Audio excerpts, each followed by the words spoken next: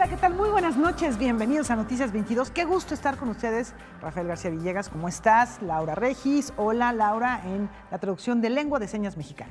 Mi querida Laura, amigos del auditorio, muy contento de saludarlos, arrancando con mucho brío esta semana y también con mucha información. Tenemos, por ejemplo, cine. Se estrena la primera película que Disney Pixar hace sobre una cultura específica y eligió a México.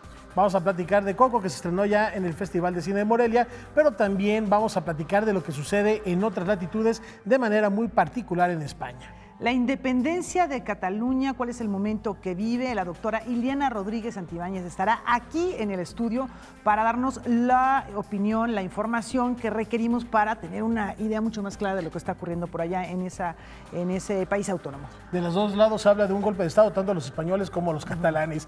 Y en la fiesta del espíritu en la capital cervantina, mi querido amigo Guemán Sin Rodríguez con los pormenores del Cervantino. ¿Cómo estás, Guemán? Muy buenas noches. Buenas noches. ¿Qué tal, Laura? ¿Qué tal, Rafael? Así es, los saludamos desde el interior de la Alhóndiga de Granaditas, el Museo Regional de Historia, y vamos a tener para todos ustedes más adelante danza contemporánea de China, música de Israel y teatro de Francia, entre otras informaciones. Muchísimas gracias. En un ratito regresamos contigo y por lo pronto... ¿Comenzamos?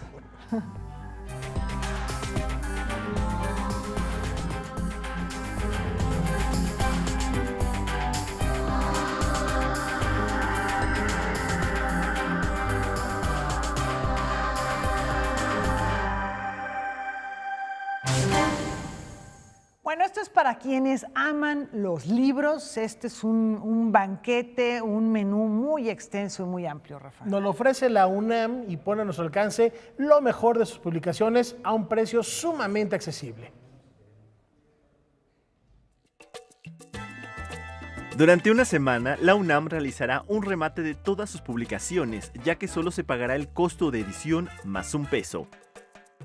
Pues pienso en estos de la colección Pequeños Grandes Ensayos que cuestan, digamos, un poco menos de 100 pesos, 97 pesos, pero aquí pueden costar 27, 31, yo creo que se pueden encontrar los desde 25 pesos hasta 250 pesos, pero un libro de arte, digamos, impreso a color, ¿no?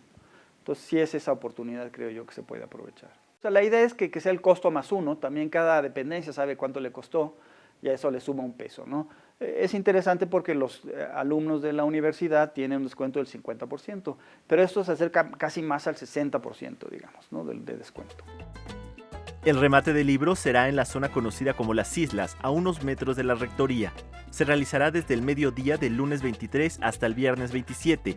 Algunas de las instituciones de la UNAM que participarán son las facultades de Arquitectura, Artes y Diseño, Psicología, Biología y Estéticas, así como los institutos de Filologías, Filosóficas, Históricas, Jurídicas y Sociales, el Programa Universitario de Estudios sobre la Ciudad, los Centros de Investigaciones y Estudios de Género, además de las Coordinaciones de Humanidades y las Direcciones de Literatura, Actividades Cinematográficas, Filmoteca, Divulgación de la Ciencia, Publicaciones y Fomento Editorial. Porque son 31 dependencias que vienen. Es importante porque vienen los institutos de Humanidades y Ciencias Sociales, digamos que son de las dependencias de la universidad que más publican. Se nos dificulta calcular cuántos títulos habrá y cuántos libros, porque cada quien nos va a llevar el lunes en la mañana, ya que esté toda la mesa puesta, digamos, para servir el banquete. Noticias 22, Alberto Aranda. Y ya dieron a conocer a los ganadores de Docs MX. Felicidades a todos los documentalistas que reciben una presea como parte de este certamen por las cintas El del otro lado del muro, Un exilio, película familiar, Juan Perro, Sinfonía de un mar triste, Huicholes del tabaco, Gigantes descalzos, que es una coproducción España-México, Pequeños cineastas. También está David Esteban Quirós, que recibe Director de las Escaleras, un premio del público, Zapata 252, Valentón y también Tlayolin y Tembló, que es premio del público, reto de octubre. Enhorabuena para los documentalistas, tanto nacionales como extranjeros. Muy bien, y ahora les platicamos de Alas y Raíces, este programa de la Secretaría de Cultura que promueve espacios para el desarrollo de la creatividad de niños, de niñas, de jóvenes, y ha reafirmado su vocación y su compromiso durante los días posteriores al sismo del 19 de septiembre. Estas son algunas de las acciones que han llevado a cabo, vamos a conocerlas. Parte de las actividades del programa Alas y Raíces de la Coordinación Nacional de Desarrollo Cultural Infantil de la Secretaría de Cultura están centradas en las brigadas culturales organizadas en la Ciudad de México y estados afectados por los sismos de los días 7 y 19 de septiembre.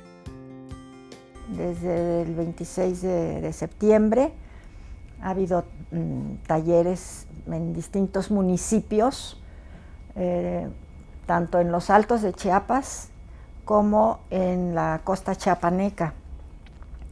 Entonces se han hecho talleres con los niños de tintes naturales, de escritura, ha habido también pues, la narración oral de cuentos y leyendas, y ahí hubo una iniciativa que nos pareció muy interesante de una promotora cultural de grabar cápsulas radiofónicas para los niños, para contarles cuentos, pero también para decirles las indicaciones para hacer ejercicios de respiración que tranquilizan, que cuando los niños están muy asustados o muy inquietos o muy ansiosos, ese tipo de respiración, que es algo sumamente sencillo, ayuda a que los niños se sientan más tranquilos. Y estas cápsulas se están traduciendo al celtal y al tzotzil. Las brigadas ofrecen acompañamiento en la Ciudad de México y en los estados de Oaxaca, Chiapas y Puebla. En Morelos habrá un curso de capacitación para promotores denominado Metáforas para la Reconstrucción. En la imaginación todo es posible.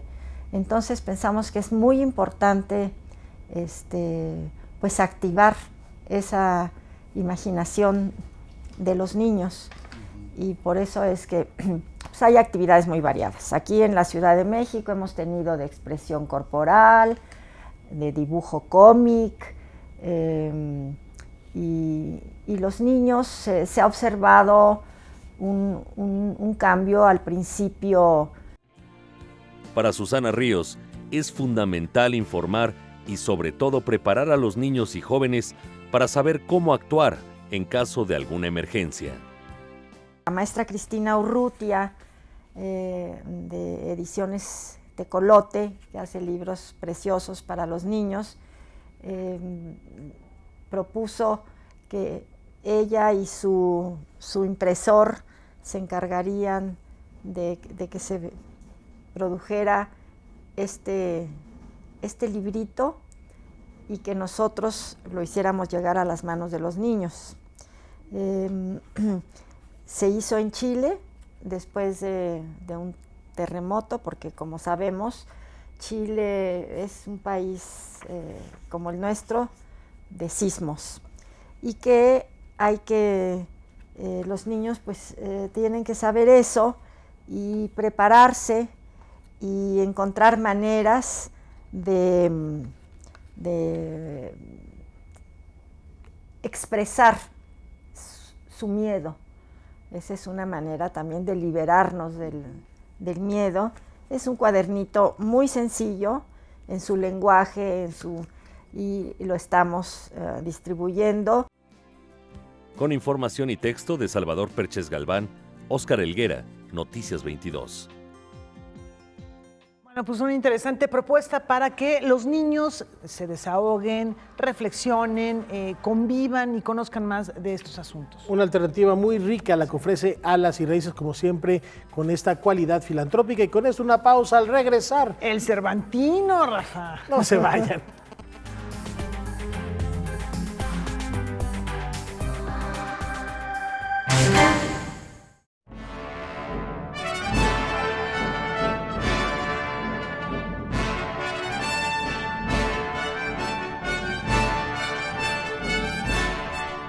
Tenemos toda la información del Cervantino. Vamos a ver dónde estará Huemantzin Rodríguez, todo el equipo de Noticias 22. Están pasándola muy bien. Vamos a la fiesta del Espíritu, Huema, los micrófonos son tuyos.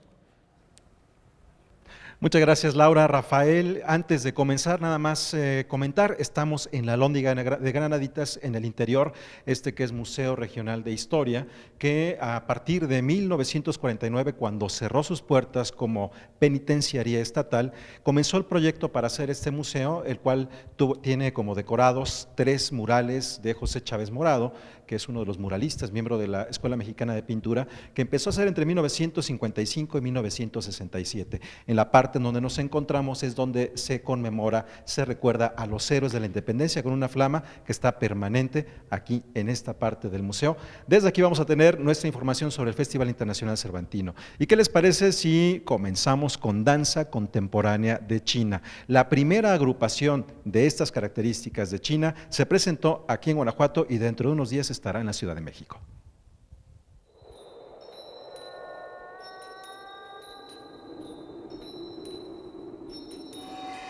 La ambición del hombre por capturar en símbolos la naturaleza y su fuero interno. Traducción del movimiento de la mano, que se transforma en ideograma, al lenguaje del cuerpo que se desplaza en el escenario. Más allá de la caligrafía, es la concepción de la coreógrafa Liu Qi, quien al frente de la Guangdong Modern Dance Company presentó al público un montaje dividido en 2 partes. El primero de ellos, titulado Sobre la caligrafía, anuncia al espectador la concepción oriental de este arte a través de proyecciones. El escenario, con su iluminación, sugiere a momentos una hoja de papel representada por la luz. Bailarines que con su cuerpo se convierten en pinceles y trazan, acaso de manera efímera, símbolos en el aire.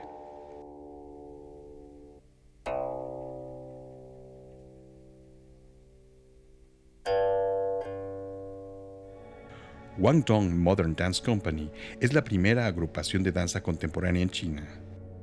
Fundada por Willy Zhao en 1996, la agrupación se ha consolidado como referencia en el ámbito de la danza contemporánea y realiza extensas giras por todo el mundo.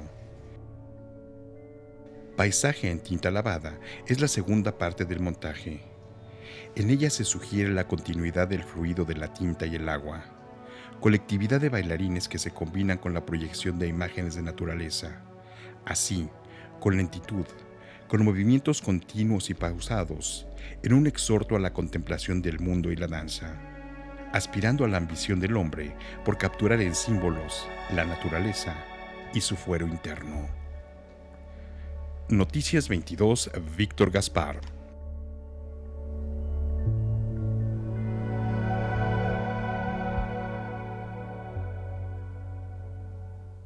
Bien, si les han gustado estas imágenes que acaban de ver ustedes de esta compañía de danza contemporánea de China, no se pierdan, el próximo viernes van a estar en la Ciudad de México, en el Teatro de la Ciudad. Es verdaderamente un espectáculo que ha atrapado la atención este fin de semana aquí en el Festival Internacional Cervantino. También del fin de semana vamos a presentarles un concierto del Octeto Vocal de la Secretaría de Cultura. Ellos vienen del Estado de México.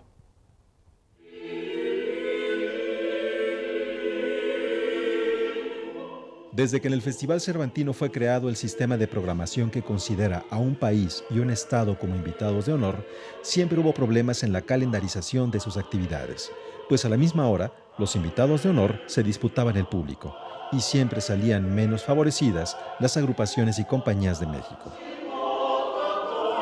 Este año ha sido diferente y a la delegación del Estado de México se le ha otorgado protagonismo en buenos días y horarios. En el Templo de la Valenciana se presentó de esa entidad federativa el Octeto Vocal de la Secretaría de Cultura, dirigido por Jesús Lujambio González. El programa anunciaba un buen concierto, música de tiempos de Cervantes, música barroca encontrada en conventos del Estado de México, escrita en la misma época, obra de compositores como Rodolfo Halfter, inspirados en el Quijote, y el estreno de obra para la ocasión de compositores del Estado de México.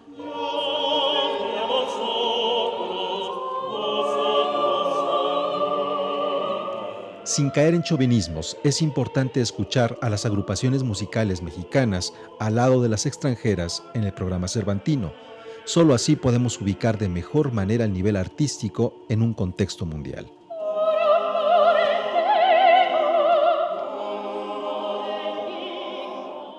Si bien la música antigua tiene en América Latina todo lo necesario para desarrollar la siguiente etapa de interpretación contemporánea, a la tradición musical coral, que alcanzó grandes momentos con Ramón Noble y Gabriel Saldívar, le quedamos mucho a deber. Y mucho más si hablamos de música coral sacra, pues desde hace décadas la Iglesia mexicana ha sido permisiva con la mediocridad musical que se contrapone a siglos del más alto nivel estético. Amar a Dios supone un esfuerzo que aplica también en la expresión artística. El octeto vocal de la Secretaría de Cultura fue irregular. Se desempeñó mejor en la música barroca, pero se escucharon mal acoplados, desafinados a momentos, mal modulados, como si solo con fuerza se lograra el tono ideal. Sin demeritar su trayectoria y esfuerzo, aún queda la duda de cómo es que han estado por tercera ocasión en el Festival Internacional Cervantino, donde se supone se recibe lo mejor del mundo.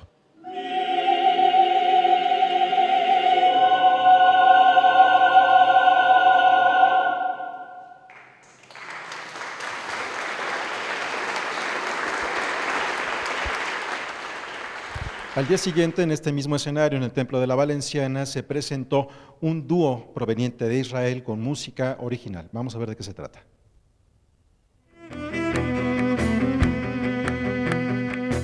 Siempre es emocionante asistir a un concierto donde la voz del violonchelo es intervenida con medios digitales. No es algo nuevo, pero es cierto que son pocos los ejecutantes que logran un buen sonido por arriba de la exhibición del virtuosismo.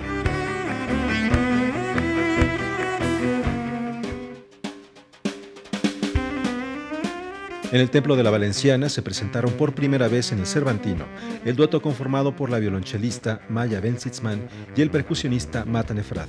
Provenientes de Israel, ofrecieron un programa mixto que incluyó obras originales, algo de jazz y canción popular anglosajona, hasta un bolero y un tema de Fito Páez.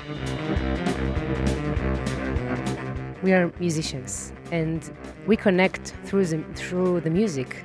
Music is an international language. If I sing in Hebrew, you don't have to understand the words in order to understand me and to feel me. So we're musicians, and our goal and our duty is to make music to everyone who wants to hear it.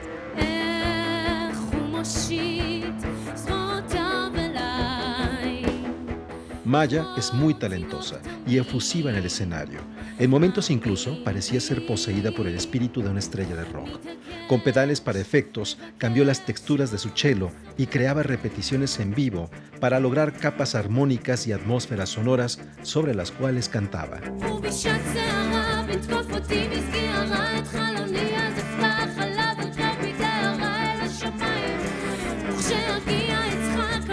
Efrat, con una presencia discreta en el escenario, fue preciso en las percusiones que siempre recordaron sus raíces.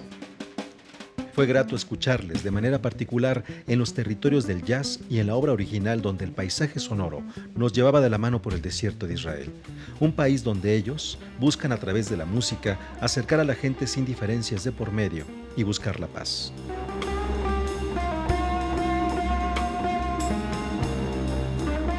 Music for us is really a medicine, really medicine. Every place we go into in the world, people ask us about Israel in the Middle East and the situation. I told them, just come to the show.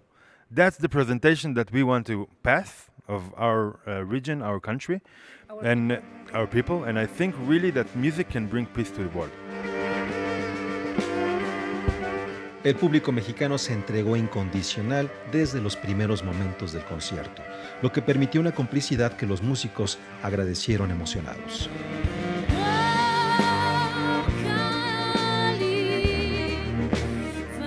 The Mexican audience is amazing.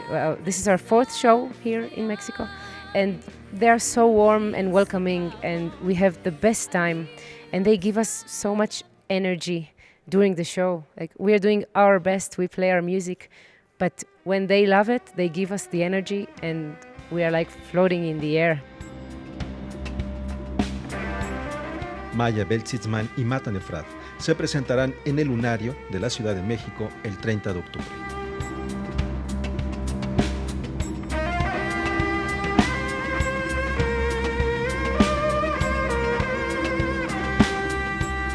Y si quieren ver a este dueto y no pueden ir el próximo 30 de octubre, no se preocupen porque Canal 22 durante estos días va a transmitir de manera íntegra el concierto que ustedes acaban de escuchar. Es momento de hacer una pausa, quédense en Canal 22, todavía tenemos más información desde Guanajuato, pero vamos a dar un recorrido por Morelia después de la pausa para comentar qué es lo que ocurre allá en el Festival Internacional de Cine.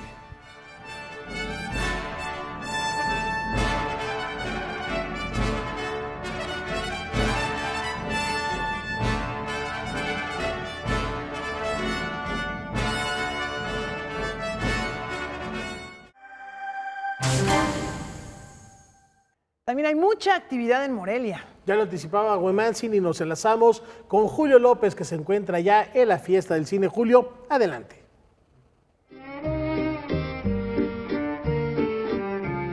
¿Qué tal? Muy buenas noches, pues seguimos aquí en la 15ª edición del Festival Internacional de Cine de Morelia. Aquí en este encuentro cinematográfico se realizó la premier mundial de la película Coco. Mi compañera Perla Velázquez tuvo la oportunidad de platicar con los directores. Toda mi vida siempre hubo algo dentro de mí, algo que me hacía diferente. Es inútil negar a que has venido al mundo.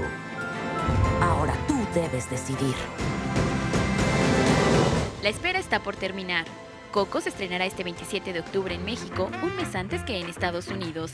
La cinta es la nueva apuesta de los estudios de animación Disney Pixar.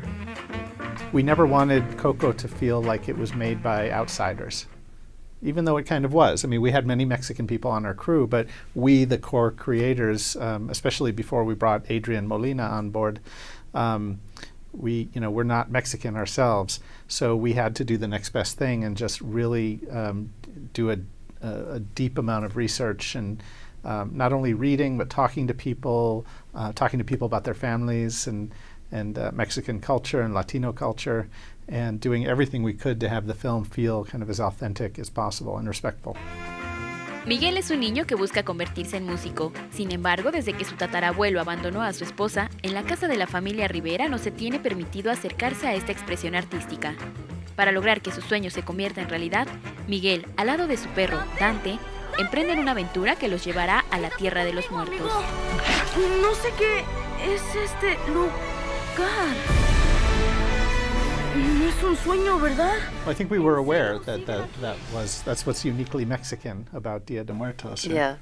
Yeah, no, it was very appealing to us that there's an optimism and that it's more about life than it is about death, and about celebrating somebody's life and staying connected in that way. So that was very appealing to us early on. Yeah, and the idea of laughing and remembering happily, what was so great about people, and having an obligation to remember them and pass down their stories. That's something that wasn't part of my culture, but it now is part of my culture because we're building an ofrenda at home, and we're taking the time to make sure that our kids know stories about people who have passed away who they never got to know.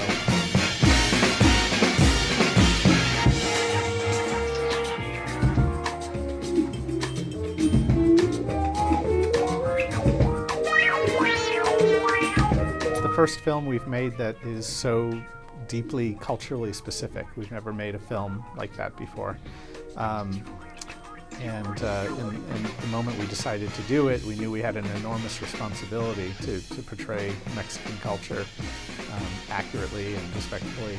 And that was on top of just trying to tell a good story. It's hard enough just to tell a story that works and that people find engaging and is emotional.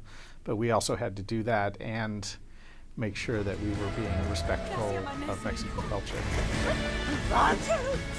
Coco se estrenó a nivel mundial en la inauguración de la 15ª edición del Festival Internacional de Cine de Morelia.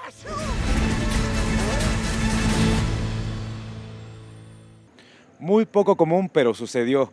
Un documental mexicano está nominado a los premios Emmy. Platicamos con su directora, Tatiana Hueso.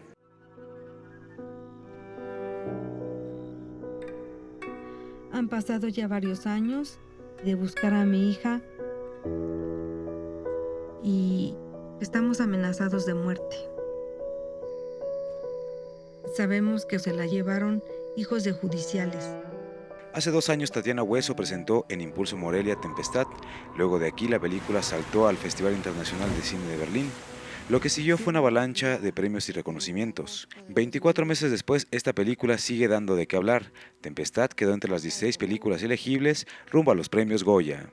Es una lista más pequeña y pues a ver, con mucha esperanza y con mucha confianza de cualquier manera de saber que es una película que representa con muchísima dignidad a México en todos los sentidos, ¿no? De contenidos cinematográficos, y que es una película que se ha abierto muchas puertas sola. De hecho, hace una semana nos avisaron que está ya nominada en los premios Emmy internacionales, compite junto a 3 documentales más. Los premios son en noviembre en Nueva York y ha ido solita, abriendo puertas de una manera que no para de sorprendernos, ¿no? También de la apuesta mexicana rumbo a los premios Oscar. Este fin de semana se estrenó en Nueva York, cosechando buenas críticas de la prensa especializada. ¿Su dirección actual? De alguna manera, todos estos elementos y los críticos y los periodistas que están escribiendo sobre la película hacen ruido alrededor de ella y creo que es muy positivo para lo que viene. Uno de los invitados especiales a este encuentro cinematográfico es el nuevo presidente de la Academia de Hollywood, John Bailey, que ya vio Tempestad y dice que le encanta. Ahora les presento la historia de un ermitaño moderno.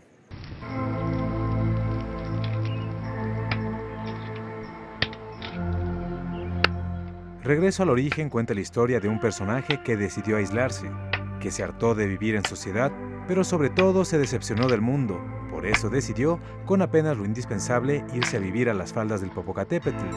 Tal vez desde ahí podría lograr el cambio social que tanto anhelaba.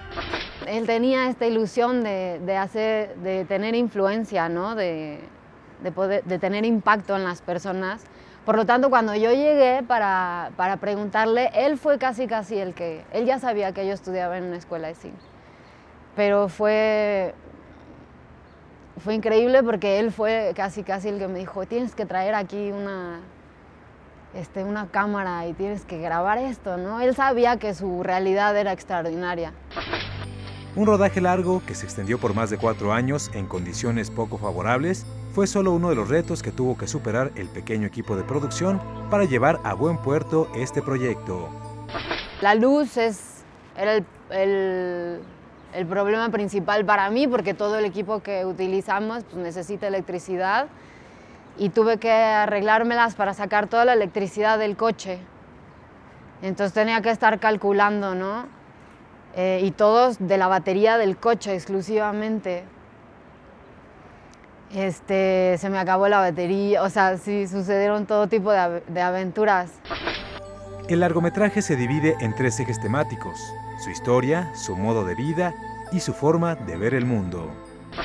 En su diario yo encontré textos pues muy valiosos para mí, ¿no? Y para contar su historia, de tal manera que nos metimos al coche a manera de hacer un pequeñito estudio de sonido. Y ahí grabamos, yo como que hice una selección de los textos y de pedazos de esos textos y le pedí que los leyera. Gran parte de esa voz en off son esos textos. Regreso al origen es un retrato intimista y revelador de un hombre que terminó sus días casi en el olvido. Así que este trabajo, además de dar cuenta de su existencia, se convirtió en un homenaje póstumo para Eduardo Cajija Gochoca, un ermitaño moderno. Este año la competencia de cortometraje de ficción de verdad que está durísima. Uno de ellos es Encarnación. Los invito a conocer esta historia.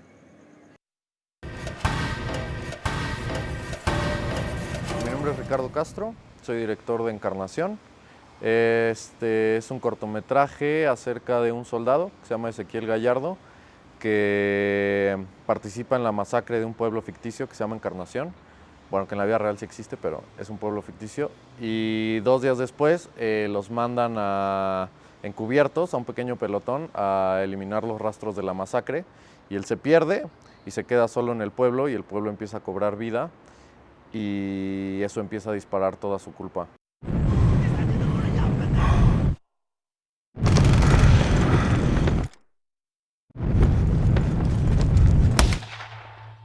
El pueblo se llama Encarnación, tal cual, está en Hidalgo, en el municipio de Zimapán, pero hasta arriba de un cerro.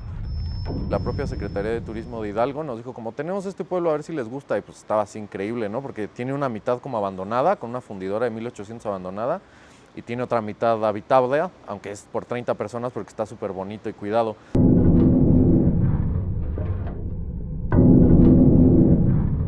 Ese pueblo es bastante versátil.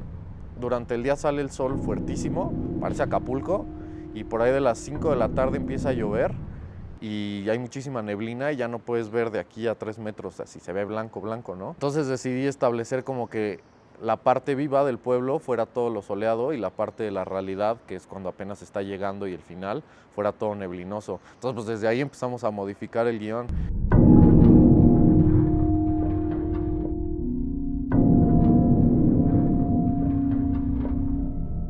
Pues tal cual, o sea, el único actor ahí es Luis Alberti y todos los demás son la gente de ahí, que es así súper buena onda, que nos cocinaron, nos invitaron, como no hay hoteles, o sea, no hay nada para dormir, pues nos invitaron a dormir a sus casas y ellos mismos nos cocinaban y luego ya los vestíamos de zombies y los poníamos muertos ahí en la fosa común y súper buena onda todo, estuvo increíble. Parece que lo hice como por Ayotzinapa porque fue como cercana a las fechas y no, más bien yo quería hacer un cortometraje pues más como de realismo mágico, estilo Pedro Páramo, que el tema, como o sea, que la anécdota en sí que es pues el asesinato, el exterminio de un pueblo.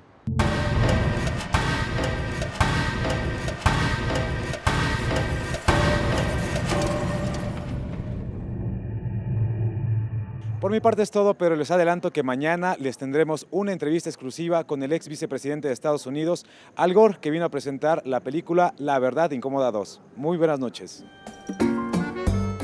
Bueno, pues un personajazo, Al Gore, y además algunas opciones que ojalá haya la oportunidad de verlas en muchas ciudades que estén en muchas plataformas disponibles. Que lleguen a los circuitos también comerciales. Gracias, Julio. Al regresar de Morelia a Guanajuato con más detalles del Cervantino, no se vayan.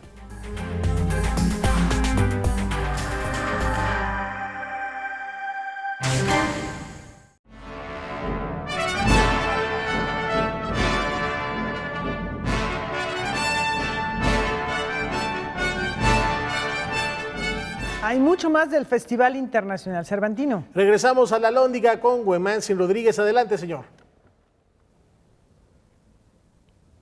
Continuamos, así es, Laura, Rafael, en este lugar, en la Alhóndiga de Granaditas, ven este hermoso espacio de la Alhóndiga que fue construida a finales del siglo XVII y principios del siglo XVIII para guardar aquí los granos. Imagínense las dimensiones de lo que era este espacio y lo rico que era Guanajuato en ese momento para guardar aquí solamente granos. Aquí en la Alhóndiga de Granaditas, museo actualmente, hay 3 exposiciones que forman parte del Festival Cervantino que hemos mostrado para todos ustedes. Si se dan una vuelta por acá, todavía estarán unos meses más. No lo olviden, es sobre Víctor Sech, Trotsky y la Revolución Cubana desde la perspectiva de Rodrigo Moya. Bueno, vamos ahora a escuchar a Fernando de Ita y también a Pascal Rambert a propósito de una obra de teatro que presenta Francia, país invitado de honor. En materia de teatro, el Festival Cervantino ha tenido, como en pocos años, a grandes exponentes de este arte. En el caso de Francia, que ha lucido como país invitado de honor, una de las obras para la memoria es Clausura del Amor, escrita y dirigida por Pascal Rambert, y en este caso también actuada por él y Audrey Bonnet. La obra se ha presentado con éxito en 13 países. En Guanajuato, tuvo única función en el Teatro Juárez. 2 actores con ropa de calle, uno frente al otro oblicuamente, y 60 minutos de monólogo de uno, 3000 y tantos segundos de monólogo de la mujer. Et c'est quelque chose qui est très lié en fait à la féminité et la capacité de la féminité à rendre compte d'une vérité du réel. Ça ressemble à quoi? C'est quoi la forme? Está el teatro desnudo, el Teatro Juárez desnudo, y pone un piso blanco y lámparas blancas fluorescentes. Y para que no haya sombra es un prodigio. Donc c'est vraiment un rapport entre les êtres humains plutôt que hommes-femmes. Et comment le langage à la fois transforme le monde, mais aussi peut détruire des corps, quoi. El único problema que tuvimos aquí es que este reto actoral estaba escrito para un actor específico, que Pascal dice que es un prodigio. No pudo venir el actor y entonces Pascal tuvo que entrar al quite. Por ejemplo, lo extraordinario es que el público aguantó estas 2 horas estando en francés. No creo que todo el Teatro Juárez hablara francés. Y les digo, no había juego escénico, no era Virginia Woolf, ¿no? ¿Quién teme a Virginia Woolf? Que son personajes carismáticos, borrachos, entonces todo el juego escénico, dramático, no. Aquí eran una pareja destrozándose en francés y el público aguantó y aplaudió de pie también. L'art du théâtre, c'est l'art de une forme de déflagration à l'intérieur de nos sentiments humains. Tu n'auras pas Pascal été taillé pour ça, manifestement. Dommage.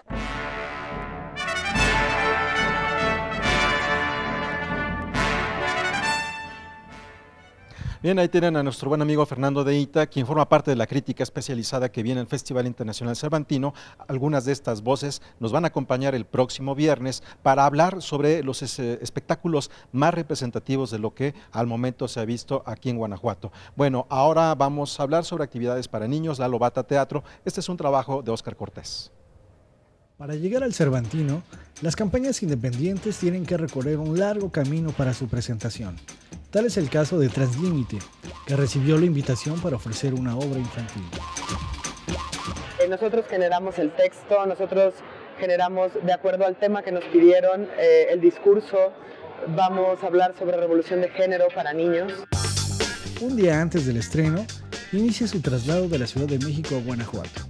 Cada integrante llegó al autobús con una caja que representa el compromiso que inició desde hace un año atrás. Como compañías independientes tenemos pues la necesidad de nosotros hacerla de todo, ¿no? De tramoyas, de producción, de ve y cárgale.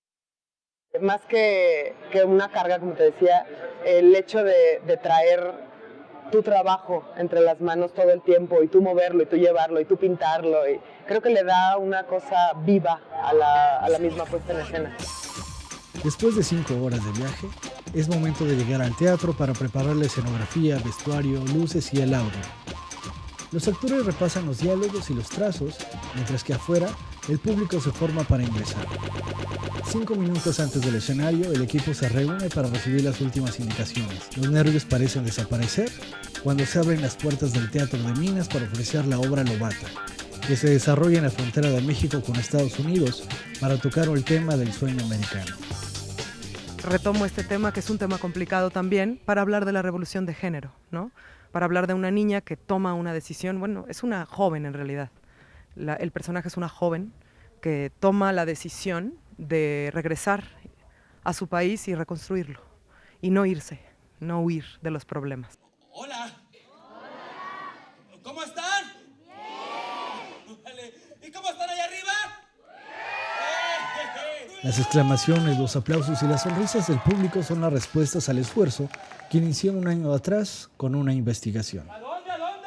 Creo que ha sido un proceso muy bonito, muy exhaustivo, sí, muy cansado, pero nos encanta trabajar en esto y pues finalmente nosotros buscamos siempre hacer teatro para la gente. Devuélvele su dinero. Sí, su dinero. Noticias 22, Óscar Cortés. Aquí está. Suficiente, ¿no? Ahí está el dinero.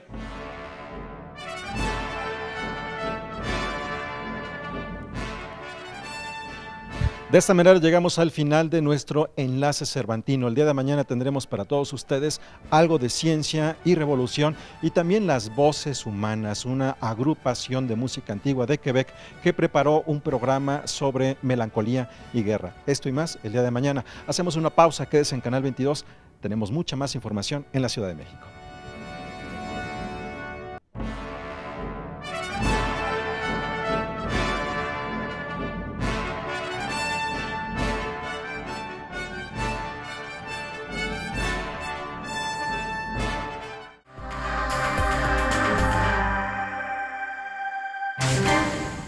A 5 años de su partida, la ciudad luz que lo enamoró se rindió ante su genio. Carlos Fuentes fue recordado por la Embajada de México en Francia.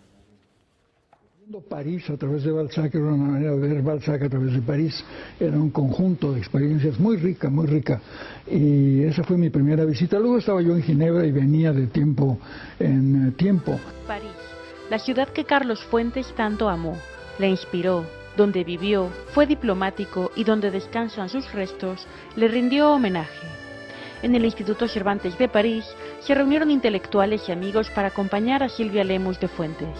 Ahí recordaron las distintas facetas del autor de Tierra Nostra. Hoy se notaba precisamente cómo todos tenían un recuerdo muy efusivo de Fuentes. De Fuentes, el hombre carismático, guapo, elegante, ¿por qué no lo digo?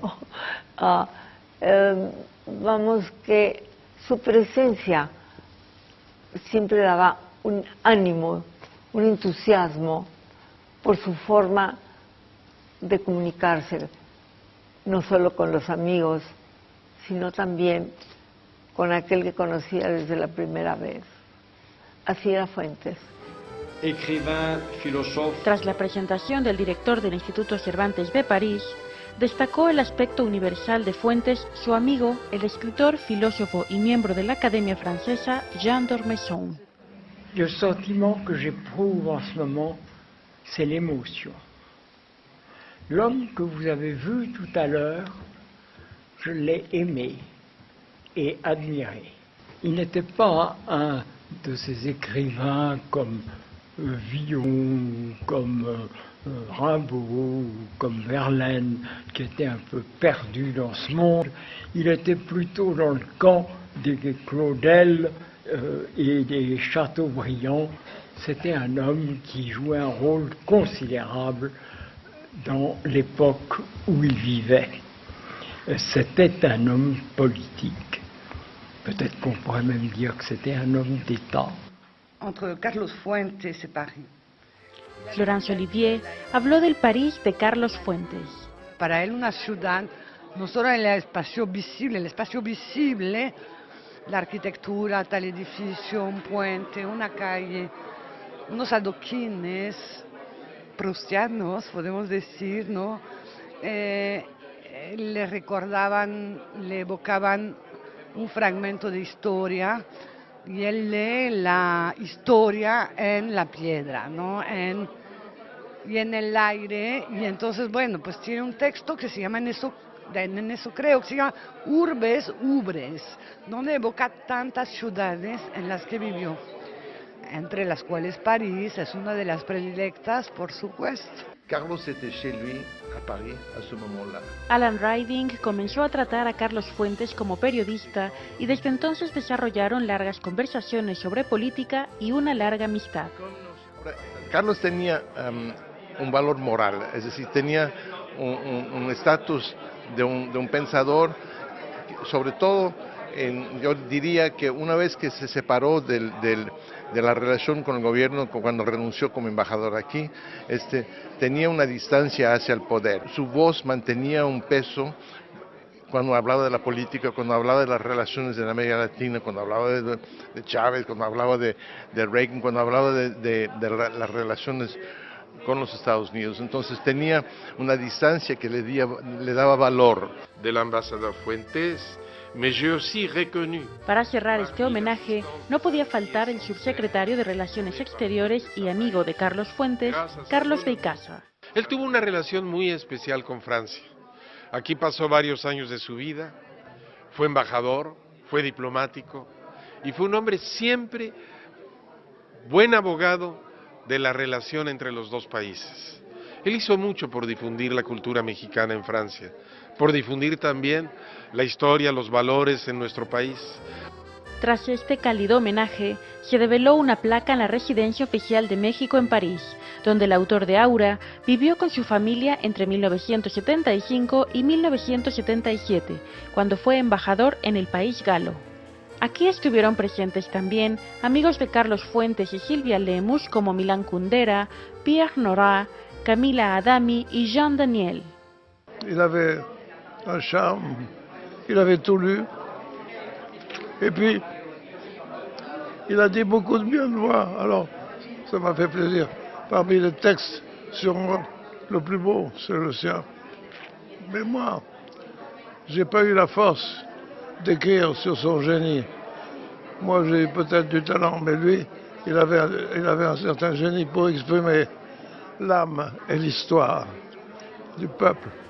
Para Canal 22, desde París, Francia, Francina Islas, enviada especial.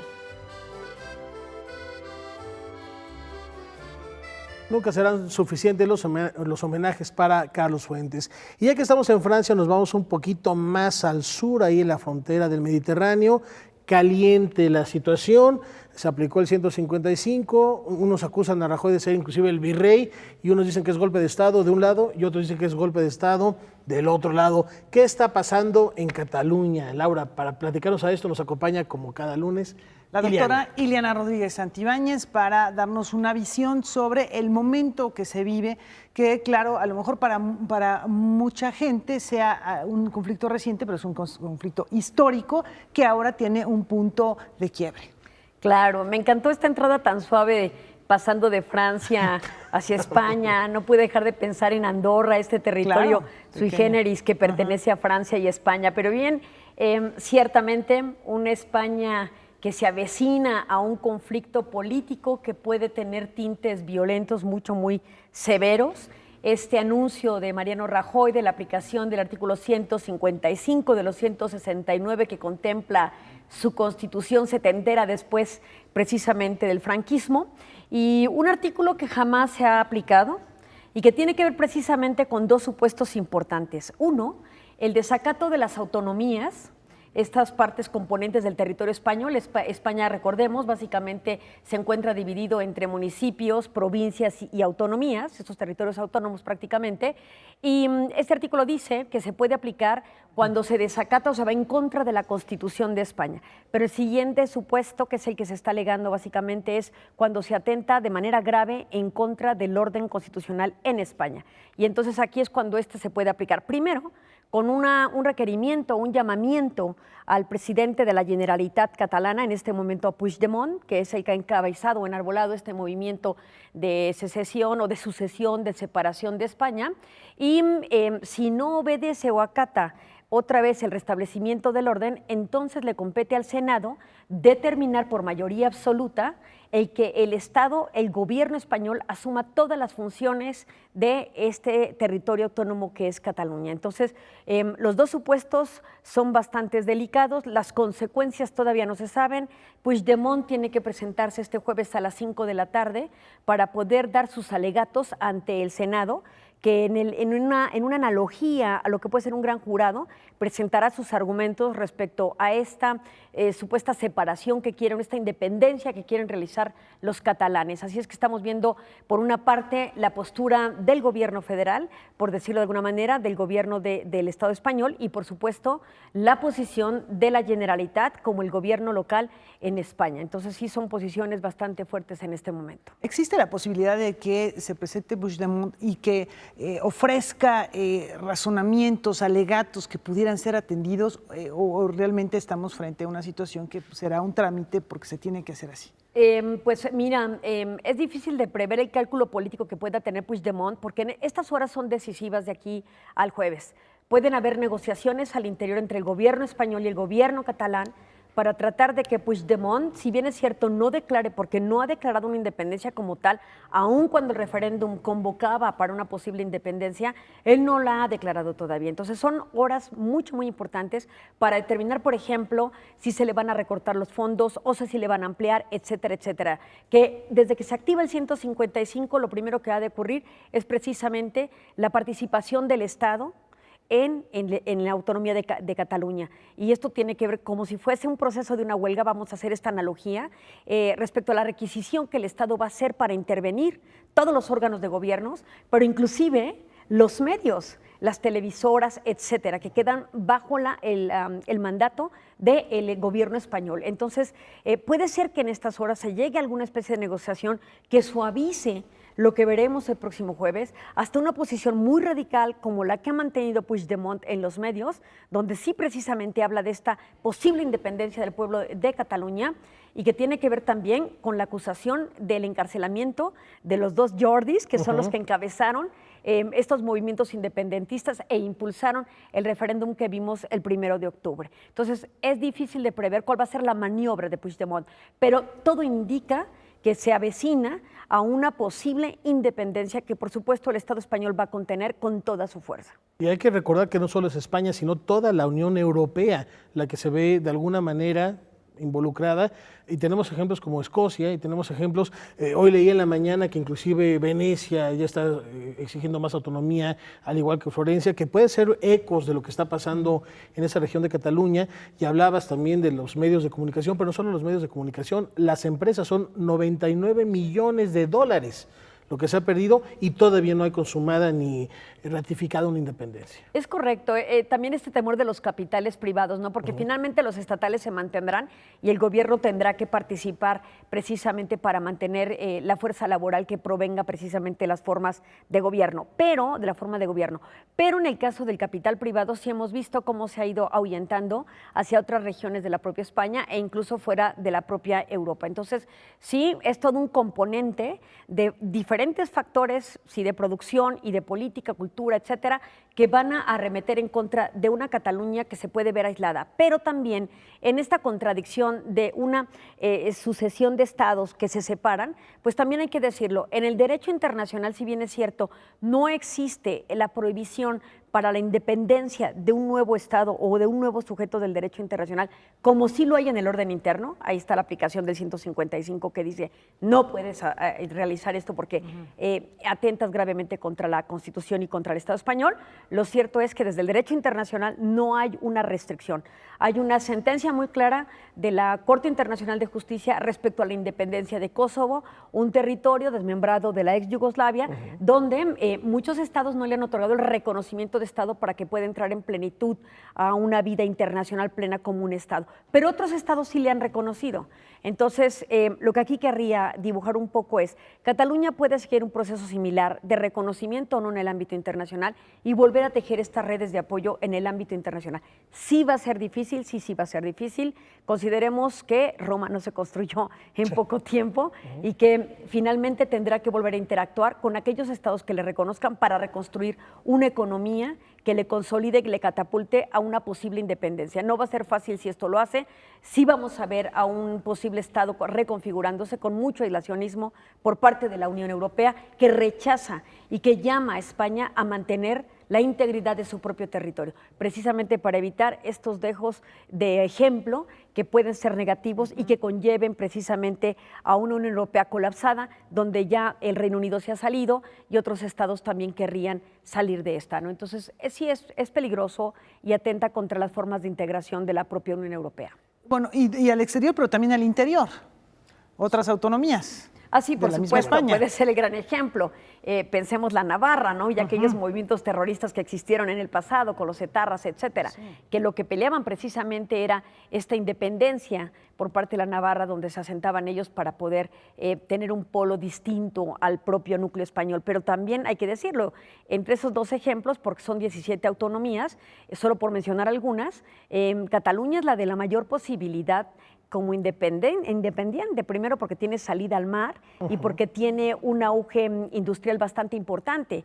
Y también hay que decirlo, demográficamente es una autonomía bastante joven, tiene un capital humano. 7 millones de personas además. Exactamente, pero también en esa fragmentación que podríamos hablar demográficamente hablando, mucha mano de obra muy joven. Entonces, hay que esperar el próximo jueves para ver cuál es el discurso de Puigdemont frente al Senado, para observar si efectivamente se llega a una especie de negociación que tendría que estar transcurriendo en estos momentos, porque también la otra es, él está amenazado de ir a la cárcel, igual que los que precisamente enarbolaron estos movimientos de independencia al interior de Cataluña. Así es que estaremos atentos cuál es el discurso de Puigdemont, que para los españoles, por supuesto, está violentando el orden jurídico nacional. Y aquí un punto nodal, los jóvenes. Ya hablabas del Producto Interno Bruto, prácticamente Madrid y Cataluña son 19.5, 19.4 se llevan, van a la par. no sería una gran repercusión en cuanto a PIB. Pero ¿qué está pasando con los jóvenes? ¿Están a favor o en contra? Sí, en esta votación que hubo del referéndum fue muy interesante ver precisamente las calles con un voto mayoritario de jóvenes. Entonces, pues ahí está el impulso, el auge y cómo también las redes sociales pueden ser importantes para fomentar la libertad de expresión, ¿no? Y en este momento ellos están, la mayoría, no podemos decir que todos, ¿verdad? Hay voces que disienten de estas movilizaciones, pero finalmente la mayoría, un 90% de la población en Cataluña que estaba en este padrón para hacer el referéndum, votaron por la independencia. Bueno, tenemos un minutito más, Ileana. Yo sé que aquí no se trata de adivinar cómo es el futuro. ¿Se independiza o no Cataluña?